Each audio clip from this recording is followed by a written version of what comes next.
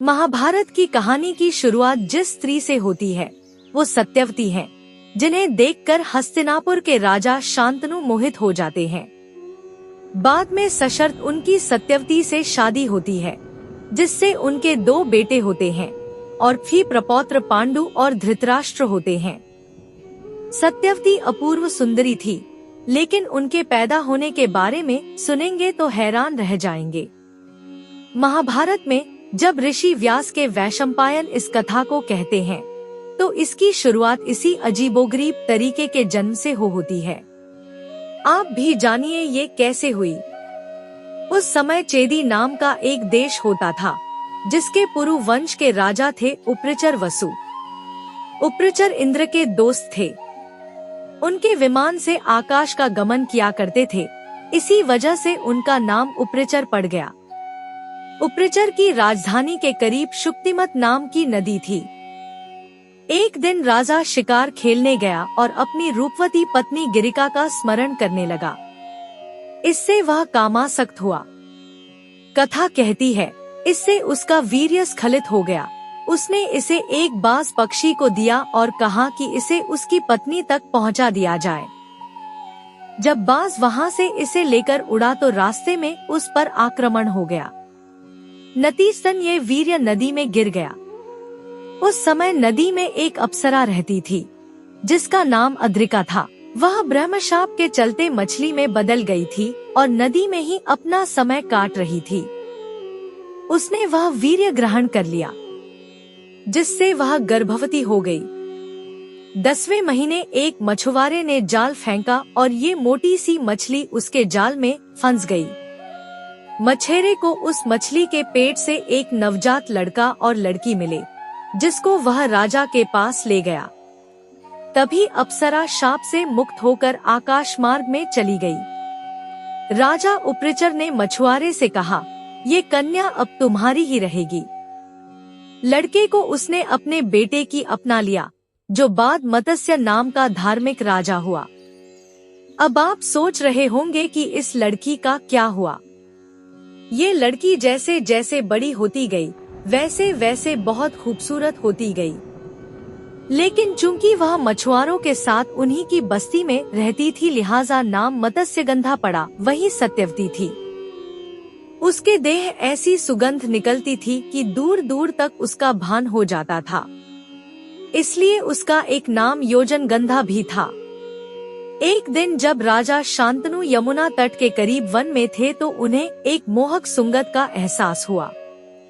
जब उन्होंने सुगंध का पीछा किया तो ये एक रूपवती कन्या के पास जाकर खत्म हुई। वह सत्यवती थी। राजा के पूछने पर उन्होंने अपना परिचय देते हुए कहा, मैं धीवर जाति की कन्या हूँ। पिता के आदेशानुसार नाव चलाती हूँ। शांतनु इस कन्या पर इतना मोहित हो गए कि उसका हाथ मांगने उसके पिता दासराज के पास जा पहुँचे।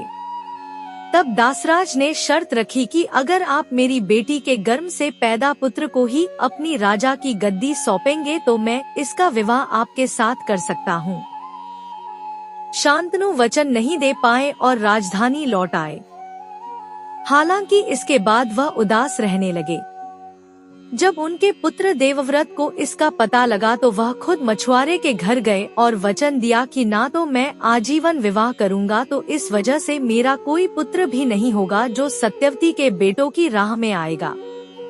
देवव्रत की इसी प्रतिज्ञा पर उन्हें भीष्म पितामह कहा जाने लगा।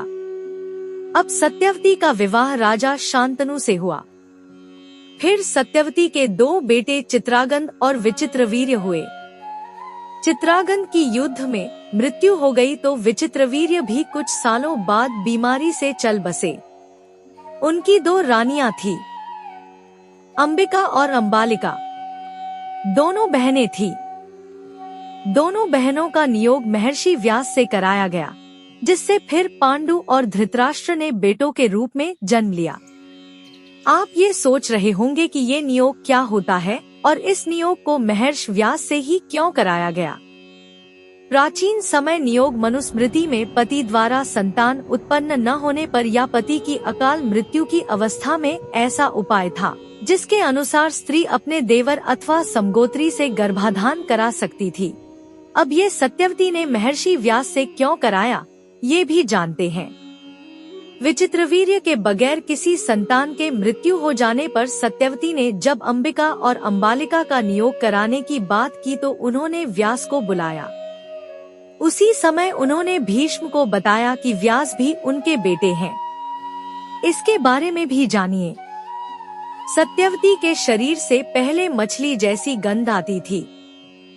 मत्स्यगंधा नाव से लोगों को यमुना पार कराती थी। एक दिन ऋषि पाराशर वहां पहुंचे। ऋषि को यमुना पार जाना था। वे मत्स्यगंधा की नाव में बैठ गए। इसी दौरान उन्होंने सत्यवती से कहा कि वह उसके जन्म से परिचित हैं और उससे एक पुत्र की कामना करते हैं। और जब सत्यवती ने स्वीकृति दी तो कुछ समय बाद सत्यवती ने पाराशर ऋषि के पुत्र को जन्म दिया। जन्म लेते ही वह बड़ा हो गया। वह द्वैपायन नाम द्वीप पर तप करने चला गया। द्वीप पर तप करने और इनका रंग काला होने की वजह से वे कृष्ण द्वैपायन के नाम से प्रसिद्ध हुए। इन्होंने ही वेदों का संपादन किया और महाभारत ग्रंथ की रचना की। ऋषि पाराशर के वरदान से मत्स्यगंधा के शरीर से मछली की दुर्गंध खत्म हो गई। इसके बाद वह सत्यवती के नाम से प्रसिद्ध हुई। पांडु के 5 बेटे थे जो पांडव कहलाए और धृतराष्ट्र के 100 पुत्र हुए जो कौरव कहलाए, लेकिन पांडव और कौरवों में कभी नहीं बनी। बाद में इन दोनों के बीच महाभारत का युद्ध हुआ।